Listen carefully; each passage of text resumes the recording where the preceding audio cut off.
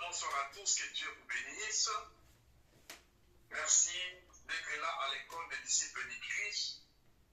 Nous sommes en train de parler sur les principes d'implantation de l'Église et nous sommes au 6e principe sur le principe de la mission. Et là, nous sommes en train de parler sur un disciple établi sur la sainte doctrine. Comme on l'avait vu hier, un disciple établi sur la sainte doctrine, on avait vu qu'il y avait 6 grandes doctrines de l'Église, dans Hébreux chapitre 6, les versets 1 à 2. On a vu qu'il y avait la doctrine de la repentance, la foi en Dieu, les baptêmes, l'imposition de main, la résurrection des morts et le jugement dernier. Donc, ce sont les 6 grandes doctrines qui constituent les enseignements de Jésus-Christ. Hier, on avait vu 3. On avait vu 3 doctrines. Et aujourd'hui, à la filée, prenez note, nous allons parler sur la doctrine de l'imposition de main. Ce soir, nous allons parler de la doctrine de l'imposition des mains. Merci beaucoup d'être là et de prendre note avec persévérance. La doctrine de l'imposition des mains. Alors, là c'est notre 4e doctrine, la doctrine de l'imposition des mains. Premier texte, Actes chapitre 9, le verset 17. Actes des Apôtres, chapitre 9, le verset 17.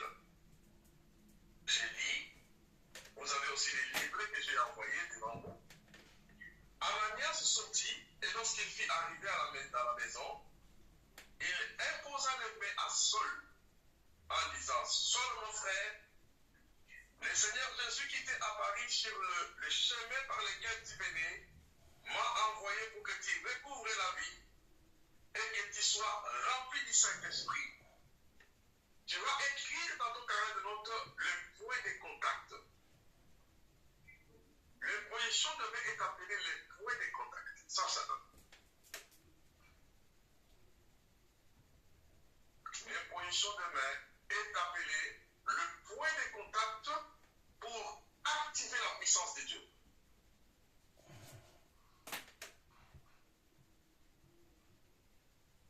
Le point de contact pour activer la puissance de Dieu. Jésus-Christ a rencontré Saul.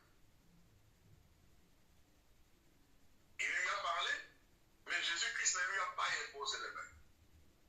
Il lui a dit, entre dans la vie, là on te dira et on te fera des choses. Et là, il rencontre un disciple à Damas qui s'appelle Ananias. Jésus lui demande d'aller chez le monsieur là où il était logé et qu'il prie pour lui. Ananias s'élève, au verset 17, il arrive là-bas, il pose le main sur l'épaule, il se passe 3 choses. Premièrement, les écailles tombent des yeux. Dès qu'il dépose sa main sur lui, au nom de Jésus, les écailles tombent des yeux. Deuxièmement, quand il a posé le main sur lui, la Bible dit, Saul fut rempli du Saint-Esprit. Quatrièmement, il fut baptisé. Comme nous avons écrit que l'imposition de main est le point de contact pour activer la puissance de Dieu, écrivez ceci. Dans cette histoire, l'imposition de main ouvre les yeux spirituels pour commencer à voir dans l'invisible. L'imposition de main ouvre les yeux spirituels pour commencer à voir dans le monde des esprits ou le monde invisible. La Bible dit que lorsque Ananias a posé ses mains sur Saul de Tarse, directement ses yeux se sont ouverts. Les positions de main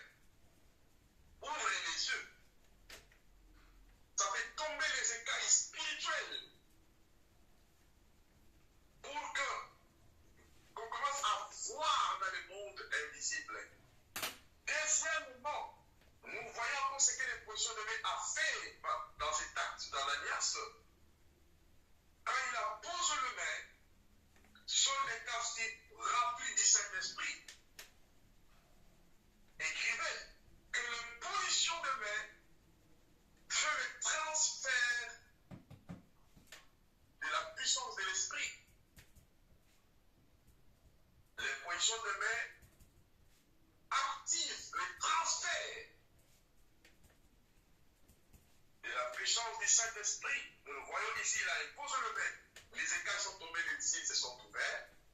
Deuxièmement, quand il a imposé le main, directement, il fut rempli du Saint-Esprit.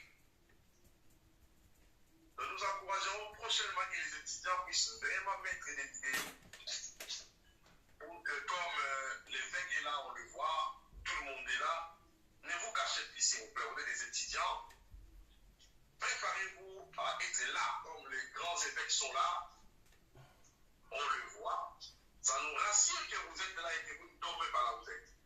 Et qu'on travaille ensemble. Et que vous êtes là. Ça, c'est très important. Donc, nous voyons qu'il a fait les transferts. Donc, on peut lire encore 1 Timothée chapitre 4, verset 14. 1 Timothée chapitre 4, verset 14. La Bible dit, l'apôtre Paul dit à Timothée, 1 Timothée 4, 14, la Bible dit, ne néglige pas les dons de Dieu qui est en toi, que Dieu a reçu par l'imposition de main des anciens et par la prophétie. Nous voyons que l'apôtre Paul exhorte Timothée de ne pas négliger les dons qui est en lui. Comment il a reçu ça? Il dit, par l'imposition de main des anciens et par prophétie. C'est-à-dire que quand les anciens imposent les mains sur, ont imposé les mains sur Timothée, il a reçu des dons. C'est-à-dire que par l'imposition de main, il y a le transfert des dons. Car un homme de Dieu qui est rempli du Saint-Esprit, qui est loin du Saint-Esprit, pose les mains, il y a le transfert des dons. Mais pasteur, je rêve pas, il n'y a pas longtemps qu'on a vu ça avec le pasteur Boulanger. Nous devons toujours aller approfondir Oui. dans tous les sujets possibles. Je sais, mais c'est pas là qu'il avait même dit que quand il demandait aux gens de retenir ceux qui tombaient, il leur demandait de ne pas mettre les mains trop tôt parce qu'autrement il y avait un transfert d'onction qui se faisait entre les personnes.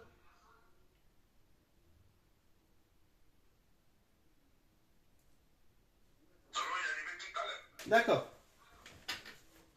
Je sais que tu as envie de commencer à enseigner, mais attends encore. Je vous laisse la place. Je sais que tu as envie d'enseigner. Tu dois attendre encore un peu parce que nous aussi on a attendu longtemps avant de commencer. Je sais que tu as envie d'enseigner. Alors tu auras le temps un jour. On va t'inviter sur le forum pour que tu prêches. Gloire à Dieu. Alors, donc, il a imposé le main, il a reçu des dons par l'imposition de main des anciens. Donc, comprenez que l'imposition de main, c'est le transfert des choses. Donc, quand on impose le main, il se passe des choses que les yeux humains ne voient pas. Mais il y a des choses réelles qui se réalisent quand on impose le main. C'est pour cela que c'est une très, très grande doctrine dans le christianisme, l'imposition de main qu'on appelle les points de contact. C'est comme il y a l'électricité dans ma maison, ici, et que les ampoules sont éteintes, et qu'il y a l'obscurité dans la maison, mais qu'est-ce qu'il faut faire? Je dois appuyer sur l'interrupteur pour activer la lumière. Voyez-vous? Et les choses spirituelles sont comme ça. Pour les activer, la doctrine du Christ a établi l'imposition de main comme le point de contact pour activer la puissance de Dieu. Et nous voyons ici que Jésus envoie Ananias pour imposer les mains à son Létas. Et quand il l'a fait, les écailles sont tombées des yeux, les gens ont vu. Nous le voyons encore dans l'Ancien Testament avec les prophètes Élisée. La Bible dit une chose qu'il y avait des soldats qui sont venus entourer la ville. Et son serviteur est sorti, il a vu l'armée syrienne, l'armée ennemie, d'entourer la maison du prophète. Et la Bible dit qu'il est venu dire à l'homme de Dieu, homme de Dieu, nous sommes en danger. L'homme de Dieu a dit calme-toi. Et quand il a posé ses mains sur les yeux des serviteurs, ses yeux spirituels se sont ouverts. Il a vu des chevaux et des chars de feu des anges, plus nombreux que les chevaux et les chars de l'ennemi. Ça veut dire que les positions de main ouvrent les yeux spirituels pour que vous commencez à voir dans le monde invisible. Nous allons étudier maintenant cette doctrine un peu en profondeur. Alors, nous allons voir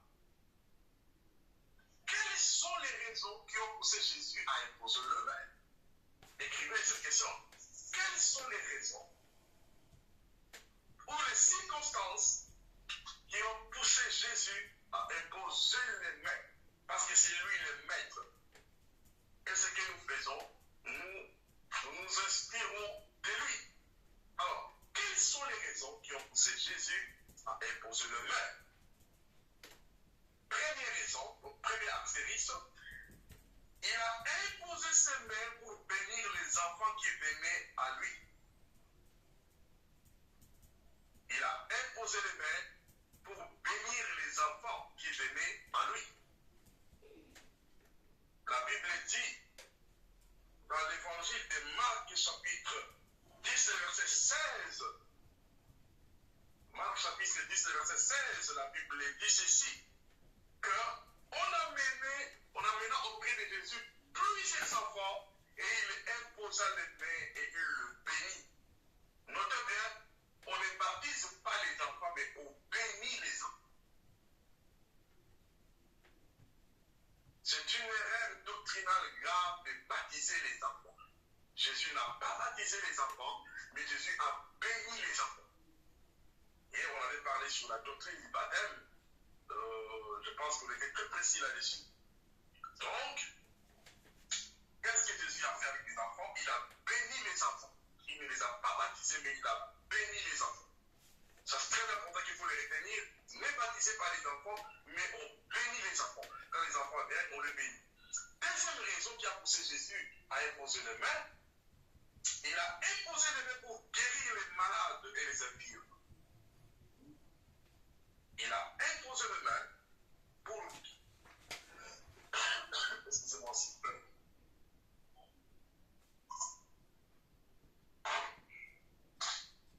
Il a imposé les mains pour bénir les malades, pour guérir les malades. Luc chapitre 4, verset 40. Donc, Luc chapitre 4, verset 40, la Bible dit, on amena des malades le soir de toutes sortes. Il posa les mains sur eux et il les guérit tous. Jésus-Christ a pratiqué les positions de main. Pourquoi? Parce que quand les malades venaient, il devait imposer les mains pour activer les points de contact de la puissance de Dieu et il les guérissait. Et troisième astérisque, il a imposé ses mains pour délivrer les captifs et les opprimés. Il a imposé les mains pour délivrer les captifs et les opprimés. Alléluia, alléluia. Gloire à Dieu. Luc chapitre 13, verset 11 à 13. Luc chapitre 13, verset 11 à 13, la Bible dit, Jésus-Christ, on a amené une personne qui était malade. Jésus a posé les mains sur lui et il était possédé par les démons et Jésus l'a libéré, l'a délivré de cet esprit impur en lui posant les mains. Luc chapitre 13, le verset 11 à 13. Luc chapitre 13, le verset 11 à 13. Maintenant, écrivez une autre question. À qui Jésus a-t-il donné la permission d'imposer le main? À qui Jésus a-t-il donné la permission d'imposer les mains? À qui Jésus a-t-il donné la permission d'imposer le main?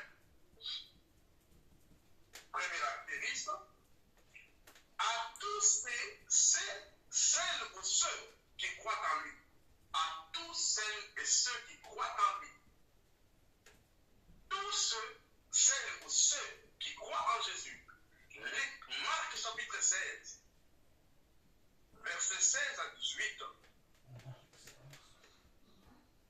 Marc chapitre 16, les versets 16 à 18. Jésus dit, voici le miracle qui accompagneront ceux qui ont cru à mon nom. Ils imposeront les mains aux malades et les malades seront guéris. Ici, nous voyons première catégorie de l'imposition de mains à tous les disciples, à tous ceux qui croient, celles ou ceux qui croient en Jésus, vous recevez le pouvoir et l'autorité de la part de Jésus de poser le main sur les malades.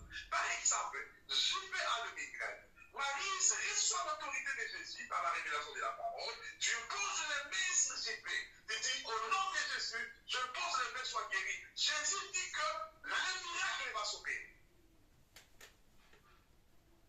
Il t'a donné le pouvoir, il m'a donné le pouvoir, il a donné le pouvoir à tous ceux qui croient en lui.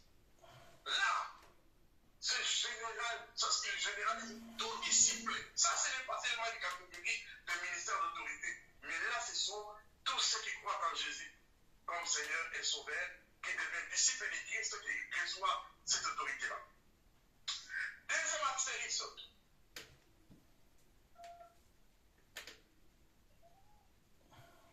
Jésus a confié son autorité aux apôtres, au ministère d'autorité, aux 5 ministères. À ce niveau-là, ce n'est pas pour tout le monde.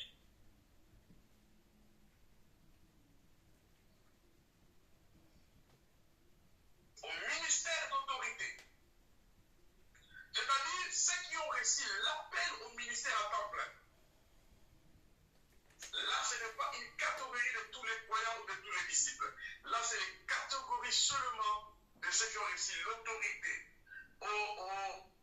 n'est-ce pas, aux 5 ministères d'autorité pour mission établir les services des diaconats dans l'Église, ordonner notre ministère d'exister, de fonctionner. Le ministère d'autorité a 2 fonctions. C'est-à-dire qu'ils imposent les mains pour confirmer le ministère des autres ministres et pour autoriser d'autres services dans l'Église de fonctionner. Nous allons voir ça dans Actes des Apôtres, chapitre 13, les versets 1 jusqu'au verset 3. Actes 13, 1 à 3. Et Actes chapitre 6, les versets 1 à 6.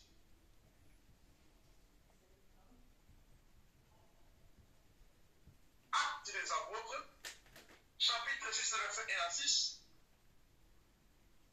Actes des Apôtres, chapitre 13, verset 1 à 3. Et là, nous voyons les choix des 7 diacres de Jérusalem. Quand on a choisi les 7 personnes qui devaient assumer les diaconats, ils ont présenté ces 7 personnes aux apôtres. Les apôtres ont imposé les mains et ils ont prié pour eux pour qu'ils reçoivent l'autorité. Nous allons voir ça dans l'Ancien Testament, dans le livre de Josué. Josué chapitre 34, verset 9. Josué chapitre 34, verset 9, la Bible dit, Josué, fils de Nun, était rempli d'esprit de sagesse, car Moïse avait imposé ses mains sur lui.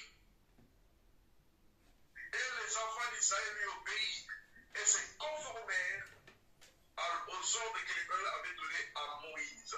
Là, nous voyons que ça, l'imposition des mains sur les leaders, sur le ministère, on appelle ça le transfert du pouvoir de direction. Le transfert du pouvoir de direction. La Bible dit que Moïse imposa les mains sur Josué. Moïse imposa les mains sur Josué et il a reçu le pouvoir de diriger. Ça veut dire qu'il existe ce qu'on appelle le transfert du pouvoir de direction. Et ce qui est impressionnant dans cette imposition de main, c'est Moïse qui a imposé les mains sur Josué. Qui était Josué? C'était un disciple, un serviteur qui a servi Moïse pendant de longues années. Qu'est-ce que Moïse a fait avant de mourir? Il a imposé le main sur lui. Mais il y a une opération spirituelle qui se passe. La Bible dit, il fut rempli de l'esprit de sagesse. Vous voyez qu'il a posé le main sur sa tête. Mais c'est son esprit qui a capté la capacité de la sagesse divine. Quel est notre résultat? On dit que le peuple lui obéit et s'est conformé à ce que mon Dieu avait prêché à Moïse. C'est-à-dire que diriger n'est pas le effort humain. Appeler les gens, rassembler les gens, leur demander de vous obéir, c'est une affaire de l'esprit qui contrôle les esprits. Quand les gens viennent à l'église, même vous tels que vous êtes là, vous êtes des esprits. Pour vous appeler ici ce soir, vous laissez tout ce que vous êtes en train de faire, vous asseoir là pour écouter. Il faut qu'il y ait quelque chose de réel dans l'esprit qui se communique avec vous. Et ce pouvoir-là, on appelle ça l'ordination, ou la consécration, ou intronisation dans le ministère. On appelle ça ordination. L'ordre. C'est pour cela que le pasteur Philippe Boulanger va prêcher les leaders. Nous, les leaders, les jeudis, avoir la permission divine de diriger. Parce qu'il y a des personnes qui dirigent, mais ils n'ont pas le pouvoir divin, ils n'ont pas la permission divine, ils ne sont pas investis du pouvoir de direction. Parce que quand on dirige les gens, on dirige les esprits. Et quand on dirige les esprits des personnes, il est très important de comprendre que c'est votre esprit qui va être investi du pouvoir. Ce n'est pas l'œuvre de la chair. Ce n'est pas l'œuvre humaine, la Bible dit que non. Le peuple d'Israël lui obéit et s'est conformé à ce que Moïse disait. Là, nous voyons, c'est le ministère d'autorité qui a réussi le pouvoir. Alléluia. Troisième astérisque encore.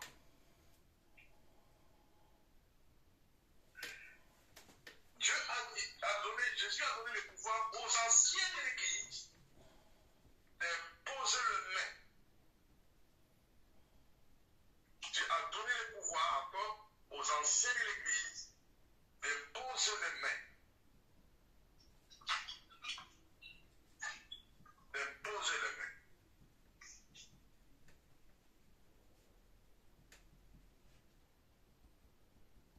Donc, voici maintenant les cinq avantages de l'imposition des mains. Écrivez, voici les 5 avantages de l'imposition des mains.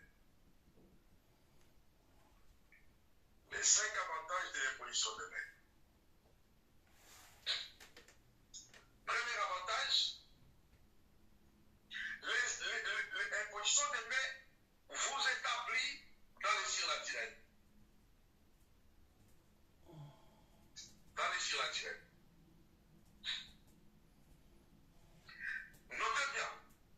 Notez-le bien, dans ce premier avantage que nous servons un royaume de cérémonies. L'imposition des mains vous établit dans les surnaturels.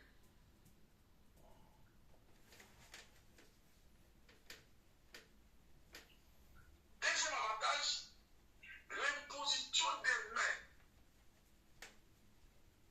vous rêvez de l'autorité surnaturelle. Vous donne l'autorité invisible, pas surnaturelle, l'autorité invisible. Même avantage, l'imposition des mains vous donne l'autorité invisible. L'autorité invisible de contrôler et de dominer les esprits. Pas les esprits des hommes, mais de contrôler et de dominer contre les forces du mal. L'imposition des mains vous donne l'autorité. S'il vous plaît, pasteur. Bon, je n'ai pas bien compris. Oui, allez-y. Oui, je n'ai pas bien compris. Premièrement, vous avez dit nous établir dans le signe naturel. Oui. L'imposition des mains vous donne l'autorité. L'autorité. Vous vous rappelez, pasteur, vous avez 1h30 pour l'enseignement. Hein? Bien sûr. Alors, l'autorité, c'est-à-dire que l'imposition des mains vous donne l'autorité de contrôler et de dominer contre les forces des ténèbres. C'est pourquoi je vais vous le dire. Ne permettez pas à n'importe qui d'imposer le mains sur toi.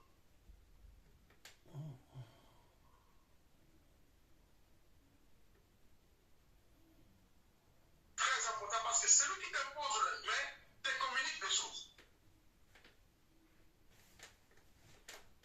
Très important. Alors, premier avantage, deuxième avantage, troisième avantage. L'imposition des mains active ta vision spirituelle.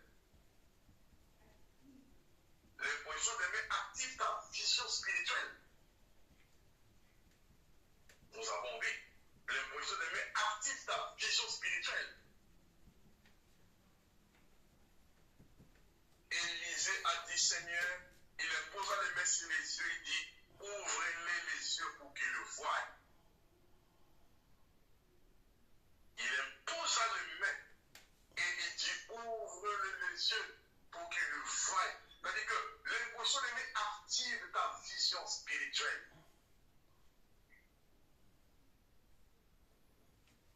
Quand on était à l'école biblique, de puissants hommes de Dieu, de puissants hommes de Dieu ont posé les mains sur nous.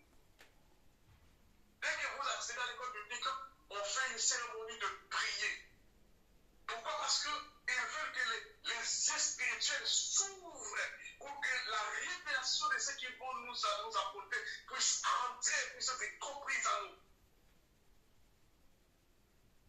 C'est pourquoi quand nous amènerons l'école en présentiel avec d'autres grands éminents enseignants, il y aura des séances de prière.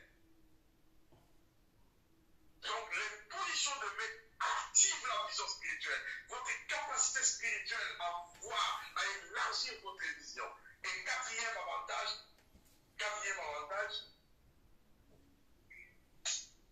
l'imposition de main ajoute et active les dons spirituels. Parce que l'apôtre Paul le dit clairement. L'imposition de main ajoute et active les dons spirituels. Ajoute et active les dons spirituels. L'apôtre Paul dit que j'ai l'intention de venir vous voir afin de vous communiquer quelques dons spirituels, afin que vous soyez efficaces et affermis. Là, c'est vraiment pour les leaders. Quand vous dirigez, vous prêchez, à un moment donné, vous sentez que les enfants n'arrivent pas à suivre la vision. Faites une séance de prière. Imposez-le le main pour qu'il s'ajoute des capacités et des transferts des dons.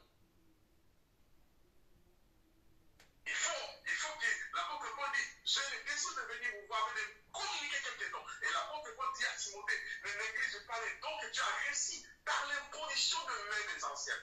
C'est-à-dire que quand vous dirigez que les gens ne comprennent pas ce que vous enseignez, impose le Messie et dit à Dieu, ouvrez les yeux pour qu'ils voient. Et cinquième avantage, le Saint-Esprit, l'imposition de main facilite l'activité ou l'action. L'imposition de main facilite l'action. L'imposition de main facilite l'action.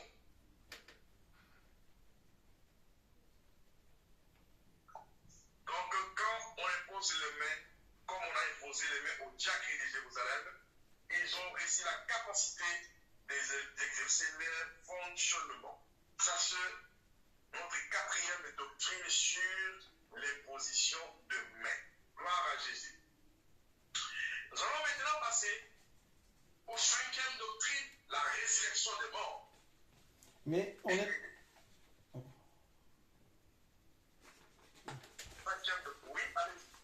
Je peux dire même pourquoi. Non, je suis un peu perdu parce que là, moi, j'en étais au cinquièmement.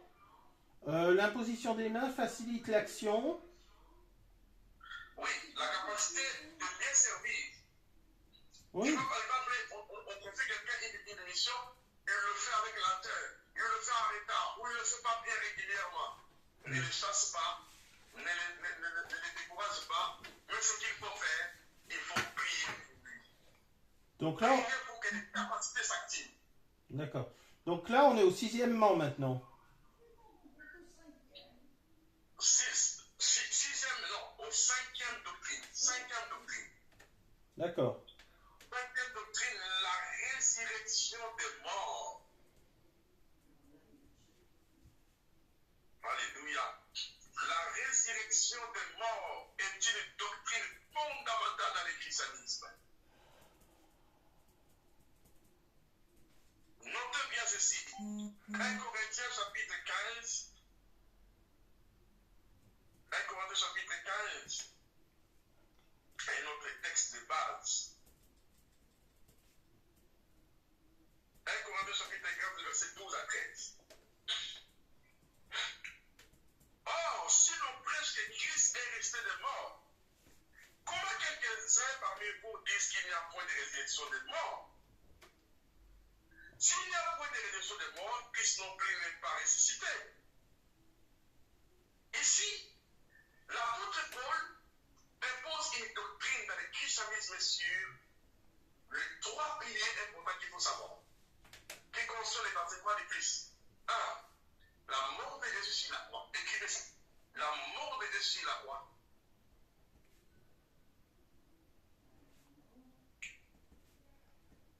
L'ensevelissement ou l'enterrement de Jésus.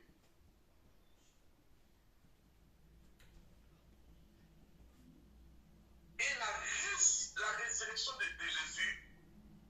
Doucement, pasteur. Doucement. Je parle là. La plus grande doctrine du christianisme, parmi les fondamentaux, les trois piliers là, retenez-le bien. La mort de Jésus sur la croix. 1 Corinthiens 15, verset 3. 1 Corinthiens. Trois piliers. 1 Corinthiens. Et quoi encore? Oui, la mort de Jésus sur la croix. 1 Corinthiens 15, verset 2. L'ensevelissement, donc, il fut enterré, ensevelissement. 1 Corinthiens 15, verset 4. Écrivez ça. Je parle des trois piliers là, avec des versets à l'appui. Premier pilier, la mort. 1 Corinthiens 15, 3. Deuxième pilier, l'ensevelissement, l'enterrement. 1 Corinthiens, chapitre 15, verset 4. Premier pilier, la mort de Jésus. 1 Corinthiens 15, 3. Deuxième pilier, l'ensevelissement. 1 Corinthiens 15, 4. Troisième pilier, la résurrection de Jésus après 3 jours dans les tombes. 1 Corinthiens, chapitre 15, verset 4. Écoutez bien ce que je veux dire ici. Les enseignements basés de la nouvelle alliance,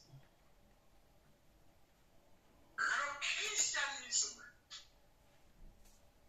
la plus grande doctrine qui a établi la nouvelle alliance, c'est la mort de Jésus sur la croix, son ensevelissement et sa résurrection d'entre les morts a établi la nouvelle alliance. Ces trois piliers-là a établi la nouvelle alliance, le fondamental des enseignements de Jésus, du christianisme,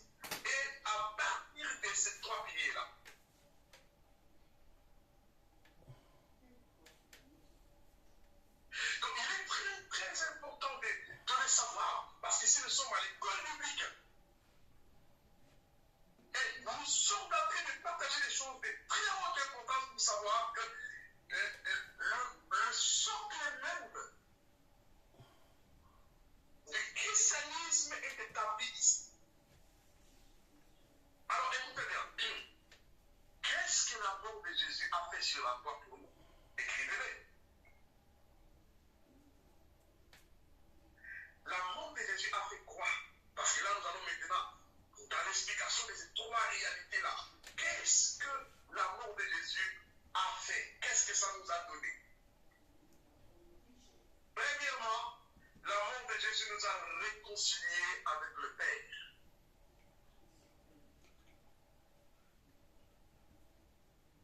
La mort de Jésus nous a réconciliés avec le Père céleste. 2 Corinthiens chapitre 5, le verset 2 Corinthiens chapitre 5, le verset 18. La mort de Jésus nous a réconciliés avec le Père. Deuxièmement, Jésus nous a rachetés par son sang sur la croix. La mort de Jésus nous a rachetés. Premièrement, la mort de Jésus nous a réconciliés avec le Père. Deuxièmement, la mort de Jésus nous a rachetés de nos péchés par son sang. Troisième avantage de la mort de Jésus, la mort de Jésus a fait de nous un royaume de sacrificateurs pour son Père. Apocalypse chapitre 1, verset 6. Apocalypse. Chapitre 1, verset 6. Il a fait de nous un royaume de sacrificateurs pour Dieu son Père par son sang.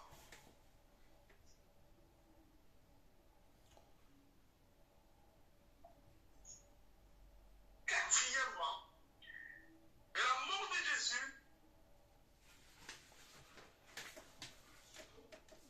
a effacé la condamnation qui pesait sur nous. La mort de Jésus a effacé la condamnation qui pesait sur nous. Colossiens chapitre 2, les versets 13 à 15. Colossiens chapitre 2, le verset 13 à 15, la Bible dit, il a effacé l'acte dont les ordonnances nous condamnaient. Pasteur, j'arrive pas à suivre, vous allez trop vite. La mort de Jésus-Christ a effacé. L'acte dont la mort a effacé la condamnation sur nous. Ok.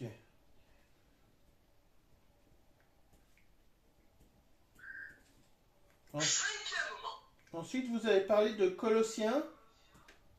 Colossiens chapitre 3, les versets 13 à 15. Merci. S'il vous plaît, pardon, le verset avant Colossiens, c'était lequel? Pardon. Apocalypse 1, verset 6. Là, on est en train d'enregistrer, vous m'éternez total. Apocalypse 1, verset 6.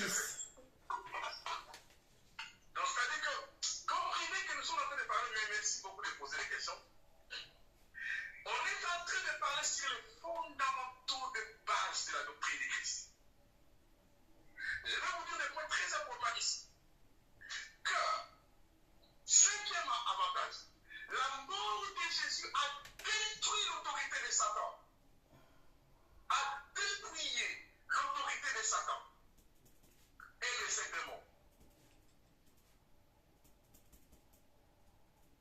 La mort de Jésus a dépouillé l'autorité de Satan.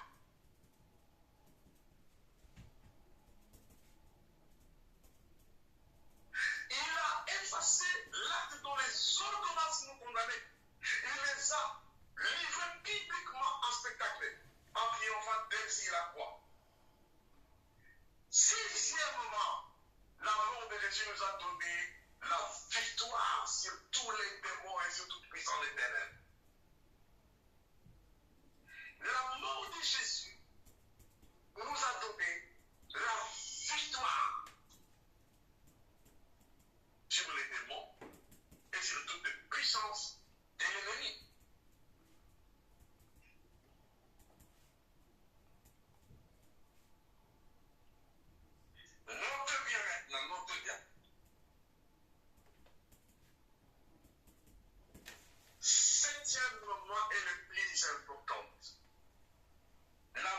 Jésus a établi la nouvelle alliance.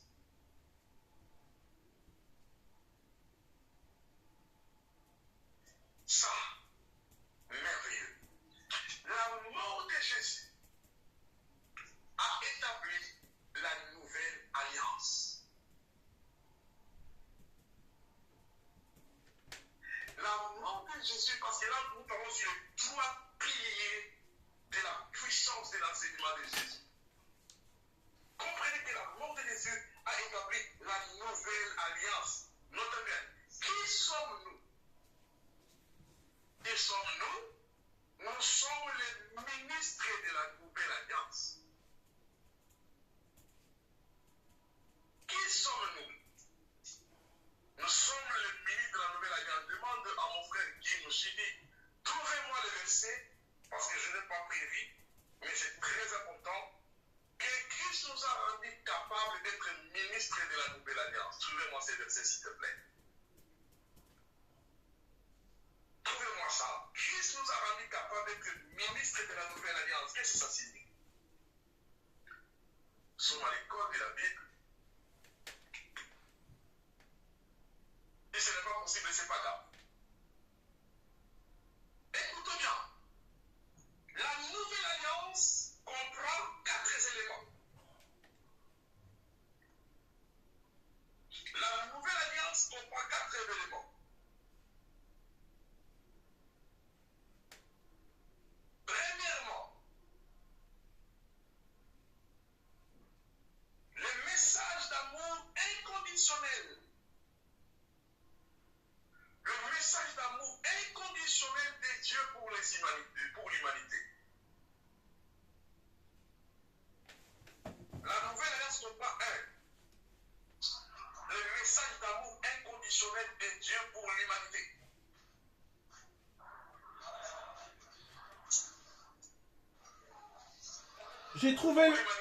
J'ai trouvé le passage que vous vouliez, pasteur. 2 Corinthiens 3, 10. Voilà, Lisez ça. on a trouvé en même temps. 2 Vas-y, Corinthiens Aïcha. 3, 10. Oui. Allez-y. 2 Corinthiens 3, 6. Tu lis, Aïcha? Oui, tu peux lire. Bon, alors 2 Corinthiens 3, 6. Il nous a aussi rendus capables d'être ministres d'une nouvelle alliance, non de la lettre, mais de l'esprit, car la lettre tue, mais l'esprit vivifie. Comprenez ce verset, une puissance extraordinaire. Retenez bien ça, écoutez bien. Il nous a rendus capables d'être ministres de la nouvelle alliance. Qui sommes-nous? Nous sommes ministres de la nouvelle alliance. Mais qu'est-ce que ça compare avec ministre de la nouvelle alliance? Oh, ça. Être ministre de la nouvelle alliance, ça veut dire que nous ne sommes pas les ministres de la loi. Nous ne sommes pas les ministres de la condamnation. Nous ne sommes pas les ministres du jugement. Nous ne sommes pas les ministres de la malédiction. Mais nous sommes les ministres de la nouvelle alliance. Mais ça comprend quelle autorité? Il faut comprendre. Les trois piliers qui concernent la mort, l'enterrement et la résurrection de Jésus à une profondeur. Pourquoi? Parce que Dieu nous a rendus capables d'être ministres de la nouvelle alliance. Ça veut dire ceci. Nous annonçons le message d'amour du Dieu inconditionnel aux humains. Notre prédication en tant que ministre de la nouvelle alliance, ce n'est pas pour condamner les gens. Ce n'est pas pour mentir les gens. Ce n'est pas pour dire aux gens n'importe quoi. Nous sommes des ministres pour montrer aux gens que Dieu est un Dieu d'amour. Il est assis sur le trône de la grâce pour l'humanité.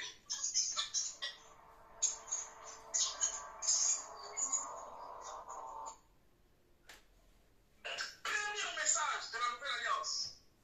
Dieu vous aime. Quels que soient les niveaux de leur péché, Dieu les aime.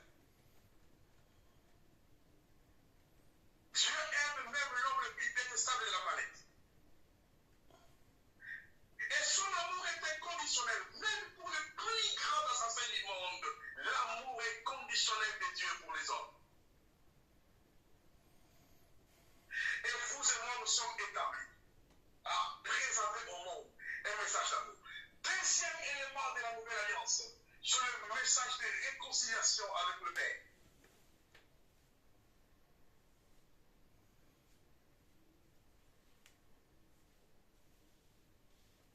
Oh Jésus.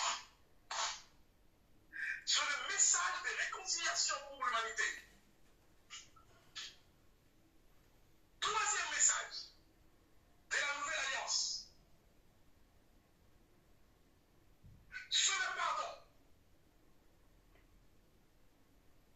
Dans l'ancienne alliance, la loi disait, si quelqu'un te fait du mal, fais-lui du mal. Si quelqu'un te tue, tue-le. Si quelqu'un te tape, ici, cassez-lui la jambe. Mais quel est le message de la nouvelle alliance vient? Jésus dit, si quelqu'un te frappe, pardonne-les. Bénissez-les. Le message du pardon, le message, et lui-même, il n'a pas seulement prêché le pardon, mais Jésus a pratiqué le pardon. Pourquoi? Parce qu'il a pratiqué, il a prié sur la croix, il a demandé pardon pour ses bourreaux. Les gens qui les crucifiaient, qui perçaient ses doigts et ses mains, ses côtes. Mais il a dit, Père, pardonne-le. Hier, j'ai suivi le témoignage d'un imam qui était juge en Iran. Mustapha était le bourreau des chrétiens. Il a dit une chose. Une fois, il a condamné 15 chrétiens qui prêchaient la Bible et qui partageaient la Bible et il les a condamnés à mort. Mais avant de partir, ces 15 personnes sont bénies jusqu'à demander Mustapha. Jésus-Christ t'aime et qu'il te pardonne. Et nous aussi nous t'aimons. Il a emmené ces 15 jeunes gens de 30 ans, 25 ans, et il les a fait exécuter. Sa fille était dans la salle. Ce qui a étonné la fille du juge, même les juges, le pardon de la bouche de ceux que vous allez condamner. Cet homme a pleuré toute la nuit, et la nuit, Jésus lui est apparu. Et il lui a dit, moi aussi je te pardonne. Le matin, Mustapha est rentré devant le tribunal. Il a dit, Jésus est réel et on l'a condamné aussi à mort. Lui et sa fille, en Iran, ça ne rigole pas.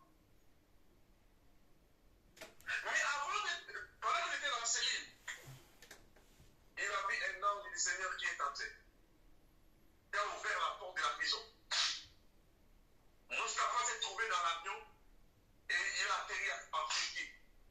Sans prendre le vol normal. Il est aujourd'hui pasteur et il prêche une grande église en Turquie. Jésus-Christ a pardonné.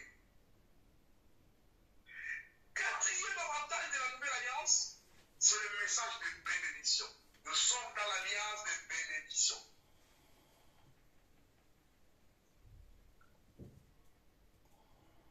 La servante Aïcha, où j'y peux trouver moi les versets, la Bible dit, bénissez-les, ne maudissez pas. Bénissez-les, ne maudissez pas. Dans la nouvelle alliance, notre enseignement est basé sur la bénédiction. Quand on est sur l'estrade, quand tu parles avec ton frère ou ta soeur, quand tu prêches, quand tu exhortes dans toutes circonstances, nous sommes des sacrificateurs, des ministres de la bénédiction.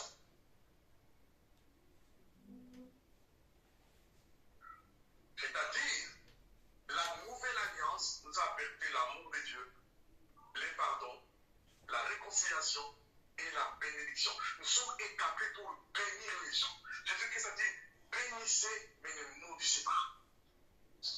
Romains 12, 14. Lisez ça. Merci beaucoup pour la rapidité de trouver les versets. Jean-Philippe, faut lire, s'il te plaît. Non, je te laisse lire là. J'ai pas le verset, Aïcha. Je te laisse C'est pas faire. grave. La Bible dit seulement, écrivez seulement les textes. La Bible dit, bénissez, mais ne maudissez pas. Donc, dans la nouvelle alliance, l'amour de Jésus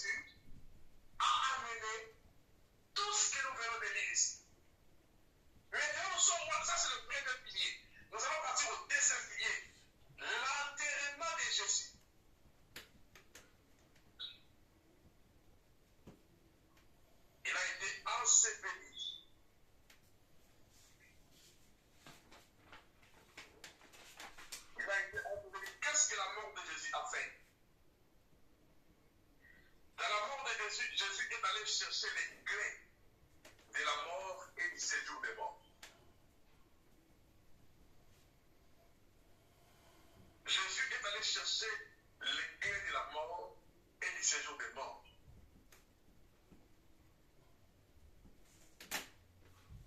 Quand on a enseveli Jésus, il est allé chercher les clés de la mort et du séjour des morts.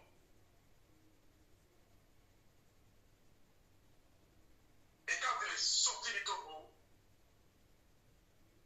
il nous a donné les pouvoirs. La mort de Jésus, l'ensevelissement de Jésus, Jésus est allé chercher les clés de la mort et du séjour des morts.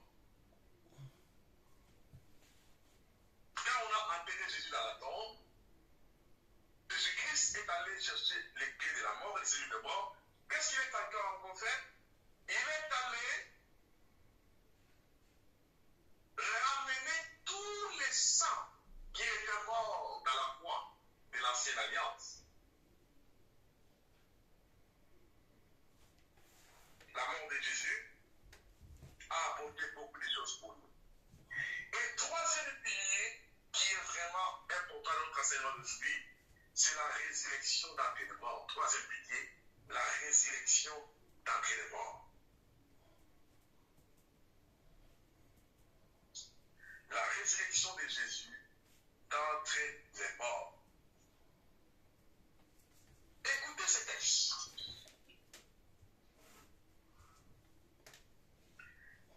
Quelles sont les conséquences de la résurrection de Jésus d'entre les morts? Écrivez ça. Quelles sont les conséquences de la résurrection des morts d'entre les morts?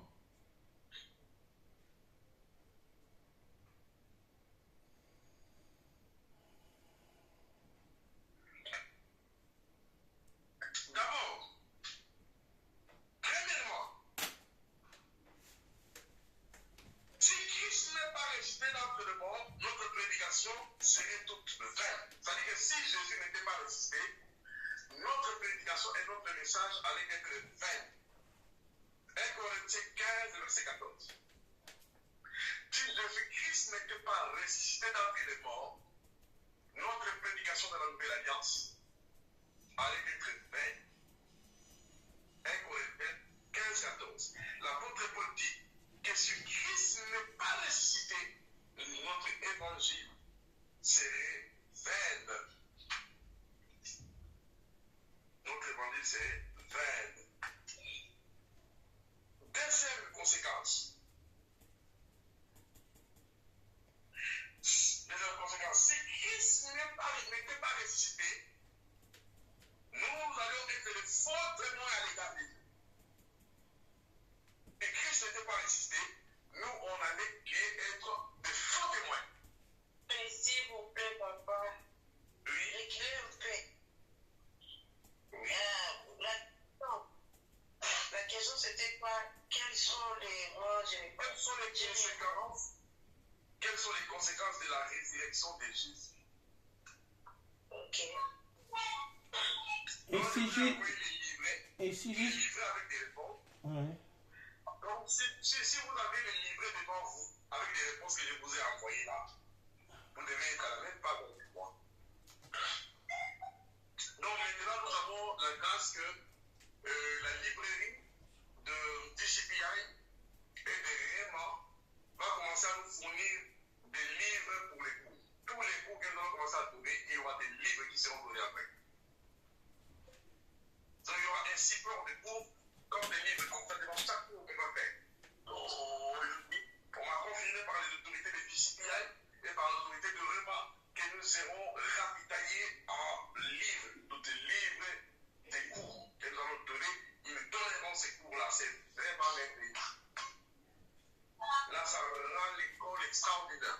Donc, nos étudiants auront des ouvrages très puissants de manière que vous allez avoir à tout moment.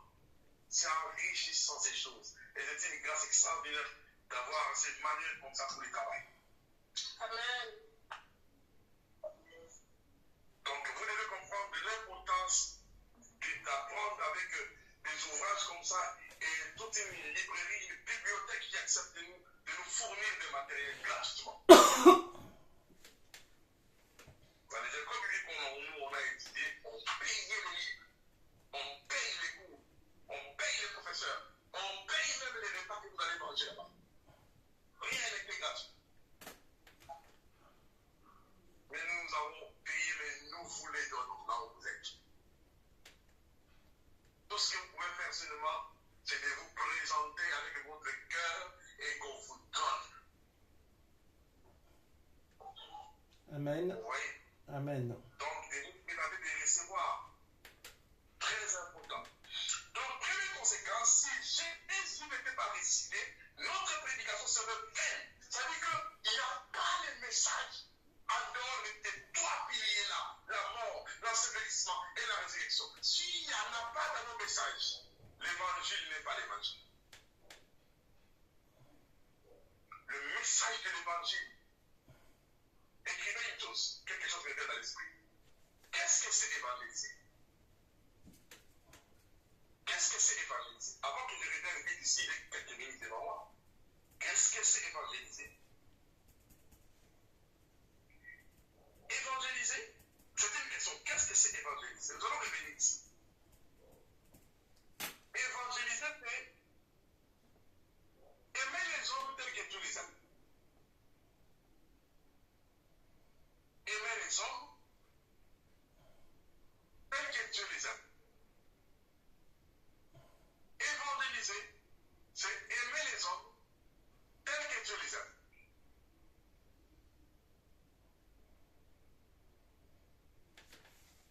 Deuxièmement, évangéliser, c'est être ouvrier avec Dieu.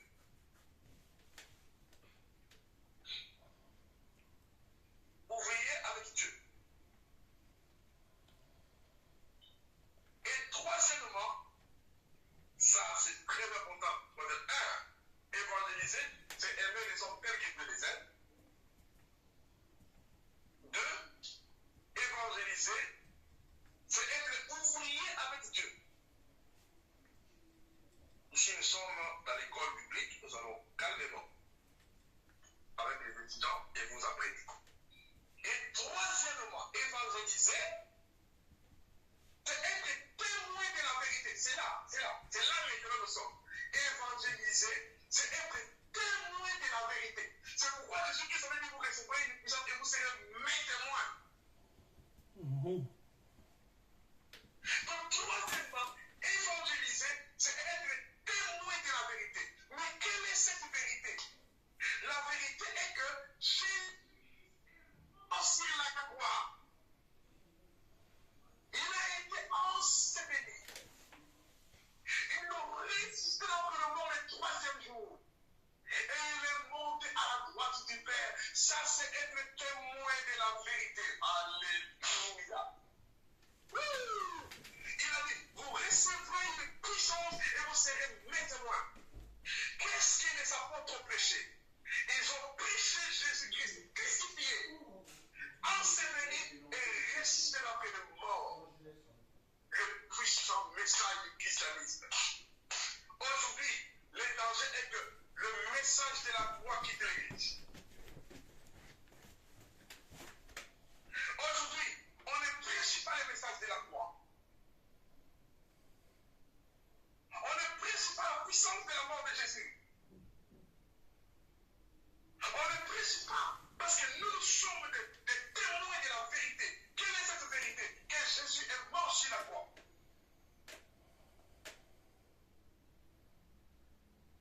Ce que nous devons prêcher à l'Église, c'est de prêcher aux gens ce que Jésus a fait sur la croix et tous les avantages qui accompagnent l'œuvre de Jésus sur la croix.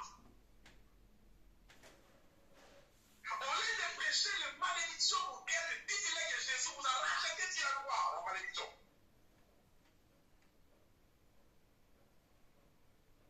Galates, chapitre 3, les versets 13 à 14, la Bible le dit, verset 15. Il nous a racheté par son sang sur la croix. Galates 3. 13 à 15. Il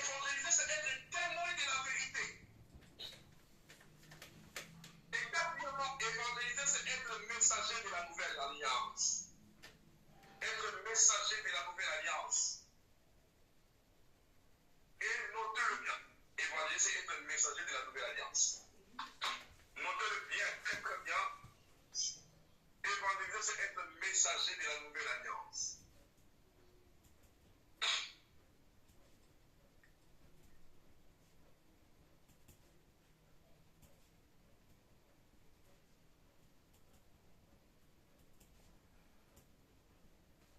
Être messager de la nouvelle alliance.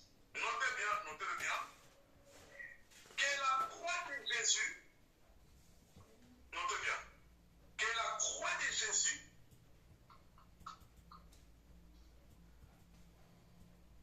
notez bien que la croix de Jésus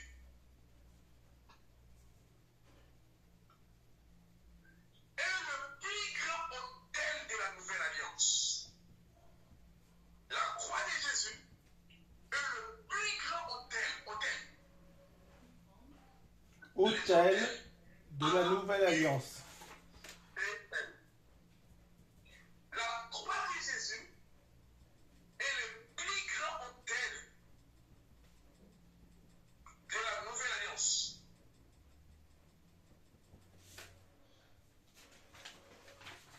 Et Jésus est le souverain sacrificateur de la nouvelle alliance.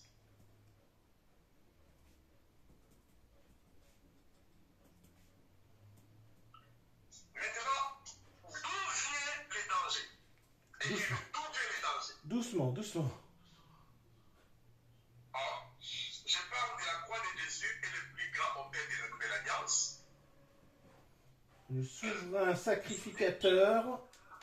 Et Jésus est le sacrificateur de la nouvelle alliance. La servante Aïcha a trouvé moi sélection dans le livre d'Hébreux. Jésus-Christ, le grand apôtre, est le souverain sacrificateur de la nouvelle alliance.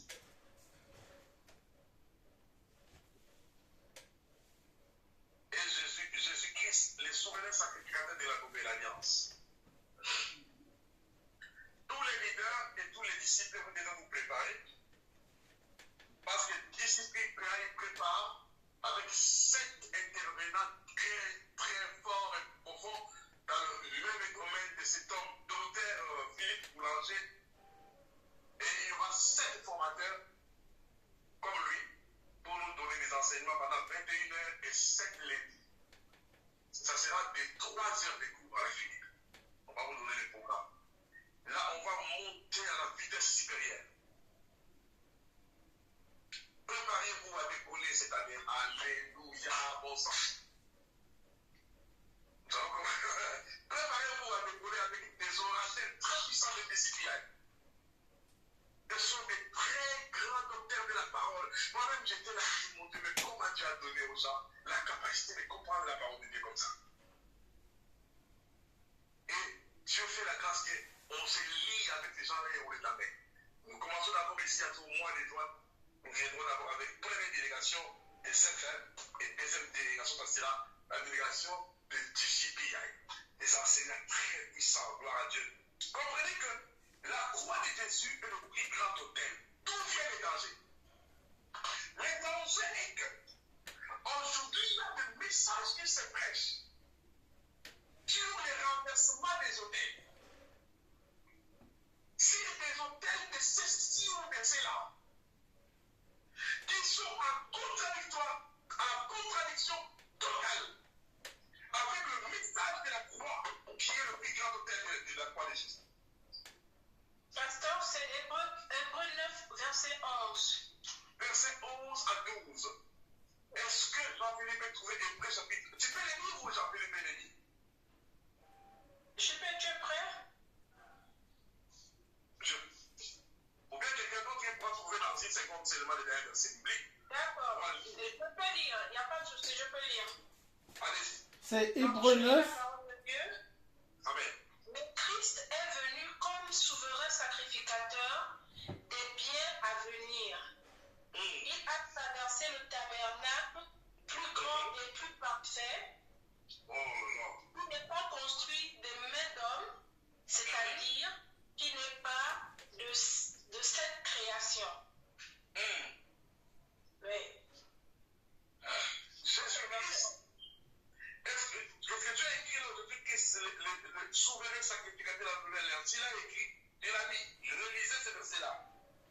Pasteur, c'est Hébreux 9, verset combien?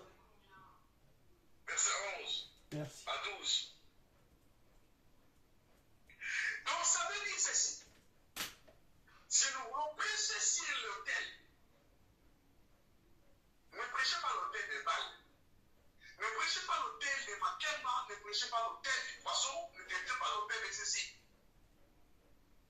Le plus grand autel qui doit être brandi haut et fort, c'est la croix de Jésus.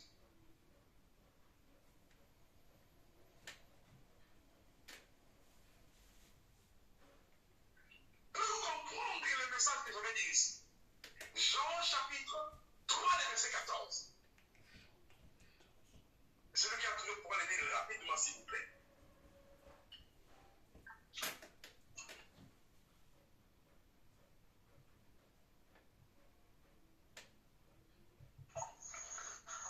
Jean 3, oui, verset 14. Je veux un témoignage. Amen. Et comme Moïse élevant les serpents dans le désert, il faut de même que le Fils de l'homme soit élevé. Très bien. Ça dit que Moïse a élevé les serpents sur une perche dans le désert. Et tous ceux qui étaient mordus par les serpents, quand tu regardais les serpents de rêve, le vénin mortel ne faisait rien. Et on va dire ceci. Comme Moïse a élevé les serpents dans le désert, Dieu a élevé son fils sur la croix. C'est-à-dire que tous les mots qui frappent les êtres humains, s'ils regardent à la croix, ils reçoivent la guérison. C'est pourquoi la Bible dit, par ce méprisir nous sommes guéris. Et le châtiment qui nous donne la paix est tombé sur Jésus. Ça veut dire ceci, que nous les chrétiens, le plus grand message du christianisme, c'est le message de la mort, de l'enterrement et de la résurrection de Jésus d'après les morts. Ce message doit être enseigné. Et vous allez voir que dans nos réunions, dans nos églises, dans plusieurs grandes campagnes qui se passent, on ne prêche pas le message de la croix. Il y a encore une étude qui a été menée dans les écoles britanniques qui révèle que les églises du XXIe siècle suppriment même l'image de la croix dans nos églises. S'il y a l'unique symbole qui doit être fixé dans une église, c'est le symbole de la croix. La croix sans Jésus, non, une croix. Mais c'est l'unique symbole qui doit être fixé dans toute église qui croit à la mort de Jésus. Pas Jésus crucifié, non, non, mais le symbole de la croix doit être fixé devant chaque église. Mais nous constatons qu'il y a une suppression de l'image de la croix devant nos églises. Et on sonne sonnette d'alarme pour signaler que c'est un danger.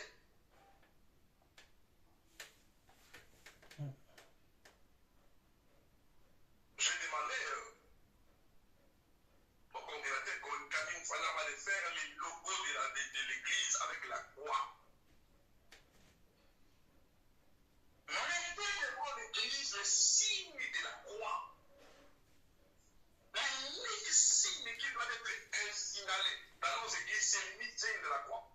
C'est vraiment l'église catholique qui connaît ces choses-là, la croix. Mais nous, dans nos églises de réveil, nous écartons l'œuvre de la croix. Même les symboles de la croix, nous l'écartons. Billy Graham, l'évangéliste américain, a dit une chose que le danger est que quand on fasse l'œuvre de la croix, on annule l'œuvre du salut. Et c'est un danger pour l'église. C'est un danger pour l'église du XXIe siècle. Parce que nous supprimons les fondamentaux de la doctrine du christianisme. Or que sans la croix, nous n'avons rien. Sans la croix, il n'y a rien. Voici les trois piliers de la doctrine du Christ. Tout chrétien doit savoir que Jésus nous a donné l'autorité, le pouvoir, le pardon, la réconciliation, que par sa mort sur la croix.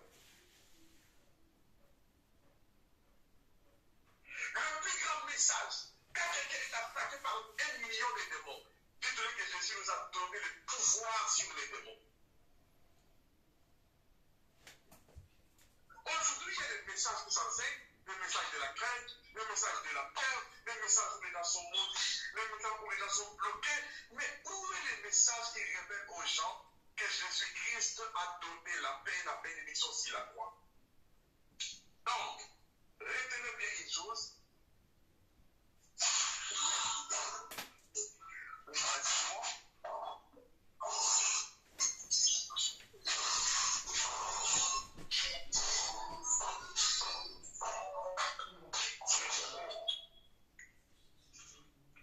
Alors, retenez en tête que le message de la croix doit revenir dans l'Église. Le message de la croix doit revenir dans l'Église. Qui sommes-nous? Nous sommes les témoins de la vérité. Nous détenons la vérité. Jésus a dit, vous recevrez une puissance et vous serez mes témoins. Témoins de quoi? Témoins de la mort, de l'ensevelissement et de la résurrection de Jésus, de son ascension à la droite du Père. Ça, c'est pour cela que Dieu a envoyé son esprit. Et nous sommes appelés à être revêtus de puissance pour témoigner.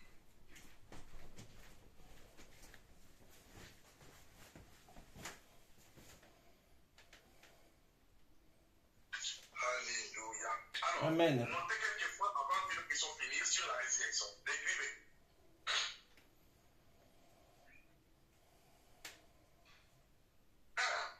Il y a trois grandes sortes de résurrection des morts. Il y a trois sortes de résurrection des morts.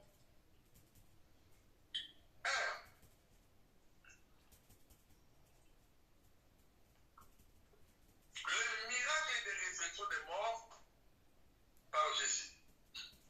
Trois sortes de résurrection des morts.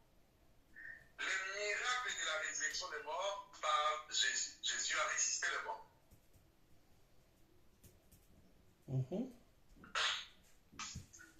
Trois sortes de résurrection des morts.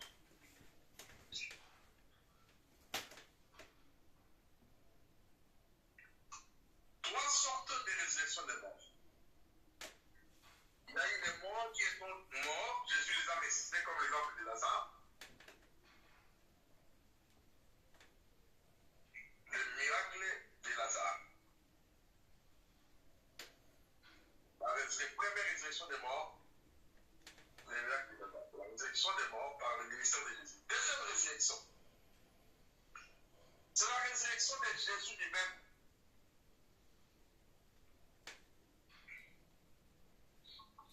Résurrection de Jésus-Christ. Troisième résurrection des morts. Nous allons voir cette résurrection dans Jean chapitre 5, le verset 28 avec 9. Nous allons voir la résurrection des morts dans le jugement dernier. La résurrection des morts pendant le jugement dernier. Première résurrection des morts, c'est quand Jésus a opéré le miracle sur les morts. Deuxième résurrection des morts, c'est la résurrection de Jésus lui-même. Jésus fut ressuscité le troisième jour. Mais il y a troisième résurrection des morts. Écoutez ce que la Bible dit dans Jean chapitre 5, verset 28 avec 9. Jean chapitre 5, verset 28 avec 9. La Bible dit une chose très importante. La Bible dit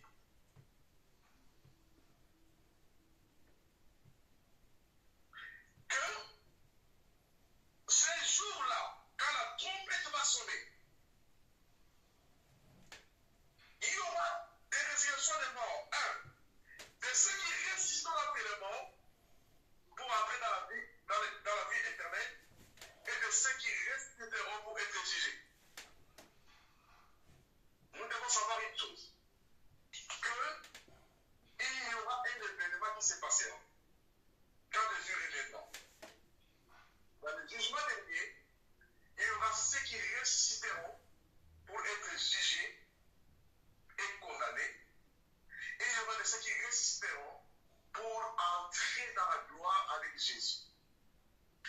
c'est là dans Jean chapitre 5, 28 à 29. Jésus lui-même l'a dit.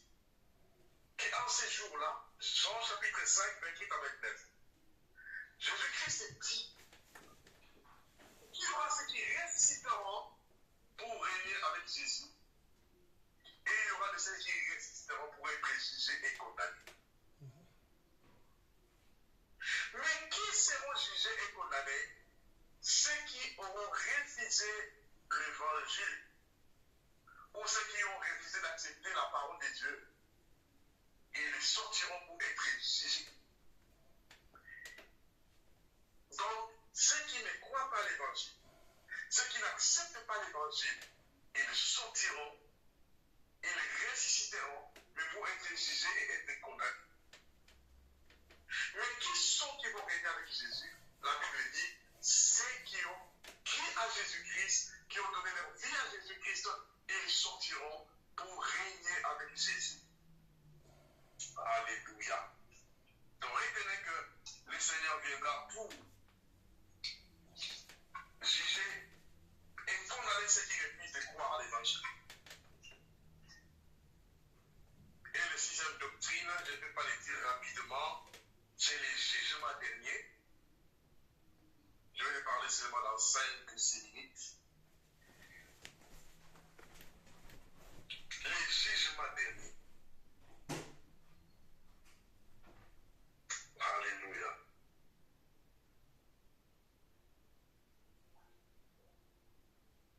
Les jugements derniers. Donc, ce qui est très important qu'il faut savoir, qu'il y aura un jugement dernier. Prenez les textes de la Bible. Prenez le texte de la Bible. 1 Thessaloniciens, chapitre 4, verset 16. 1 Thessaloniciens, chapitre 4, verset 16. Le jugement dernier. Car le Seigneur lui-même a un signal donné à la voix de la cause et au son de la trompette de Dieu. Descendant du ciel et les morts en Christ ressusciteront premièrement.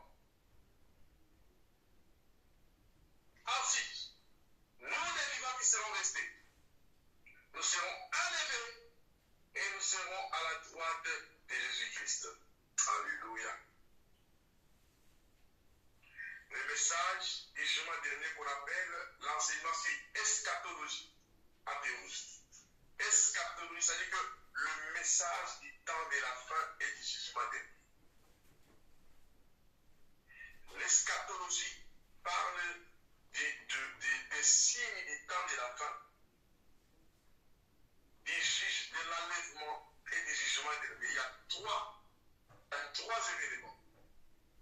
Les signes du temps de la fin, 1, l'enlèvement de l'Église, 2, et le jugement dernier.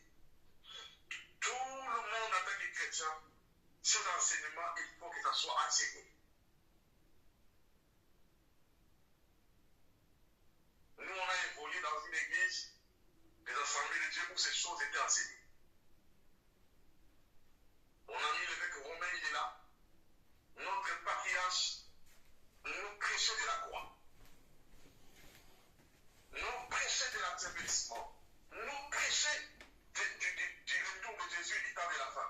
Mais ce message-là, depuis très longtemps, ne se prêche plus près de la vie des églises. Donc notre rôle est d'enseigner ces choses. Les chrétiens doivent saisir qu'un jour, il y aura la fin et Jésus jugera les mondes. Les 3 signes qui caractérisent l'eschatologie ou les enseignements. 1, les signes du temps de la fin. Est-ce que nous voyons les signes? Oui. Le monde se prépare à une guerre. Et vous devez le savoir. Que l'Occident prépare une 3e guerre mondiale. Tout est en intensité. Vous allez voir ici en Europe, tous les pays occidentaux achètent des armes de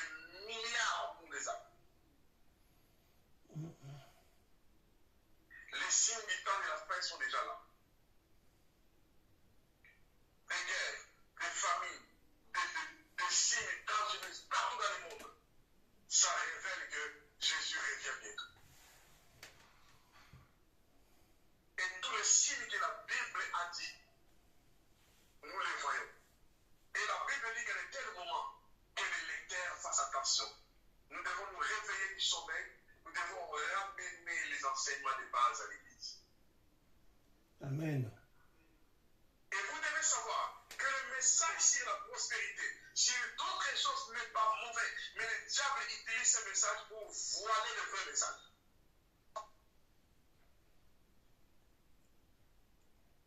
Dieu veut qu'on prospère, Dieu veut qu'on soit bien, Dieu veut, tout cela c'est bien, mais Dieu veut aussi que son peuple sache que nous sommes au tas de la main.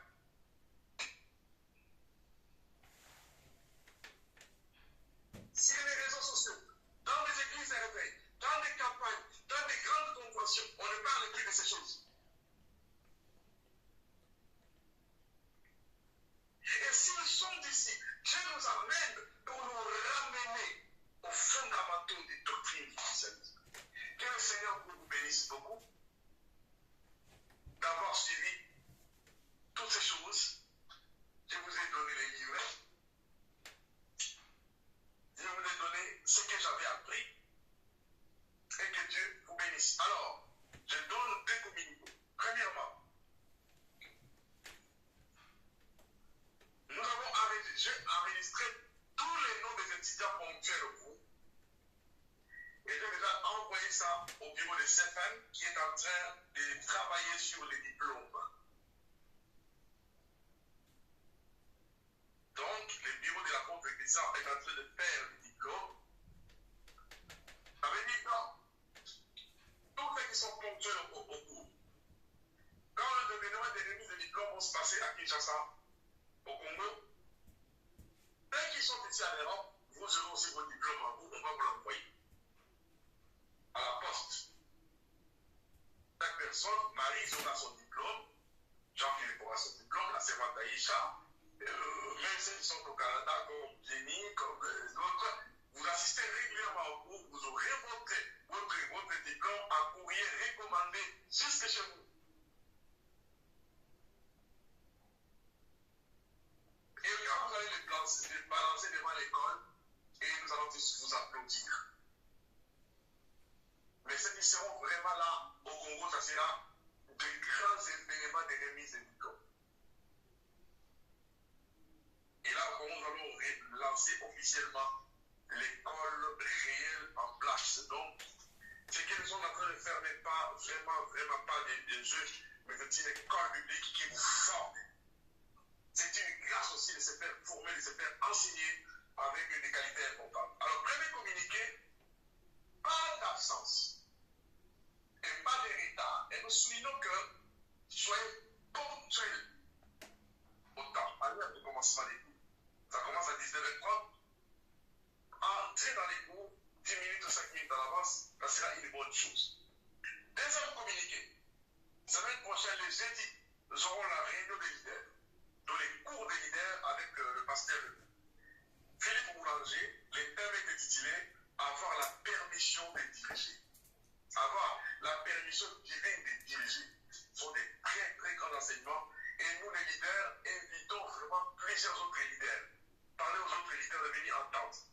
Vous savez que Philippe Boulanger a fait 3 grands doctorats. Il a au moins 5 doctorats.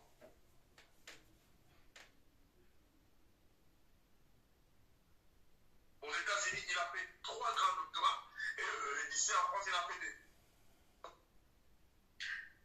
Donc, on pourrait très bien que non, il amène aussi d'autres grands docteurs de la parole de Dieu pour nous apporter des éléments extrêmement puissants.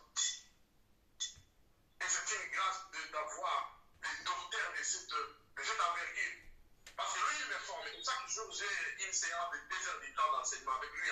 Par exemple, je l'ai mis 2 heures du temps.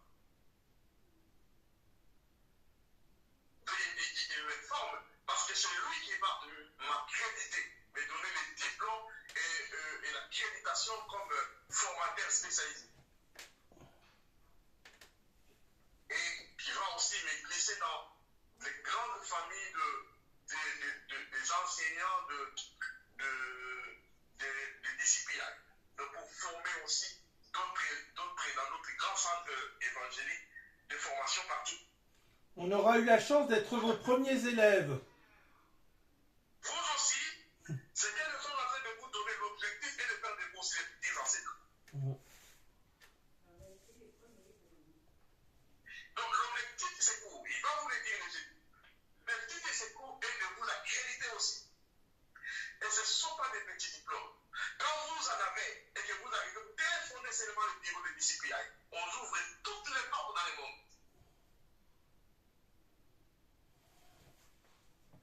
Les enseignements qu'ils vous donnent sont testés et approuvés.